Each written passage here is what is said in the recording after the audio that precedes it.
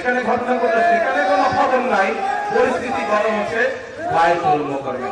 যারা বিএনপির খাল খনন, বিএনপির ফ্যামিলি কার্ড, বিএনপির কৃষক কার্ড, পেশাদার খেলোয়াড় তৈরি সহ এই সকল জনগণের জনকণ্ঠসূচি সেইগুলোকে বাধাগ্রস্ত করবে, বিএনপি জনগণকে সাথে নিয়ে তাদেরকে প্রতিহত করবে।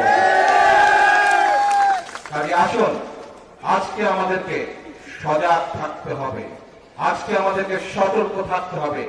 কারা স্বৈরাচারের ভূত কাদের উপরে আবার ধীরে ধীরে আসর করছে, কারা আবার দেশে অরাজকতা তৈরি করতে চাচ্ছে।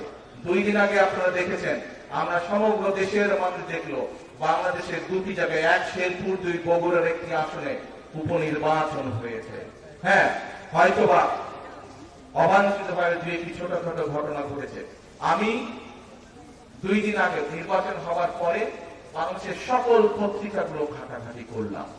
পত্রিকার কোন খবরে কিন্তু কোন জায়গায় কোন যে অবাঞ্ছিত ঘটনা ঘটেছে, কোন জায়গায় অপ্রীতিকর ঘটনা ঘটেছে, তেমন কোন নিউজ নাই। ছোটখাটো 1-2টা হালকা ঘটনা আছে নিউজ, কিন্তু অভিযোগ করার মতো কোন পত্রিকা না। বাংলাদেশের যত বড় বড় পত্রিকা আছে সবগুলো আমি পুঙ্খানুপুঙ্খ নিউজগুলো পড়লাম, দেখলাম, খোঁজ করলাম, কোথাও কোনো ঘটনা নাই। যেখানে নির্বাচন, উপনির্বাচন আছে সেখানে মানুষ শান্তিতে আছে, সেখানে পরিস্থিতি ঠান্ডা, কিন্তু পরিস্থিতি গরম কোথায়? বায়তুল মোকাররমে। যেখানে ঘটনা ঘটলো সেখানে কোনো খবর নাই, পরিস্থিতি গরম হচ্ছে বায়তুল মোকাররমে। তারা পরিস্থিতি ঘোলাটে করার চেষ্টা করছে, নিশ্চয়ই সেটি আপনাদের অজানা নয়। অজানা আপনাদের? অজানা নয়।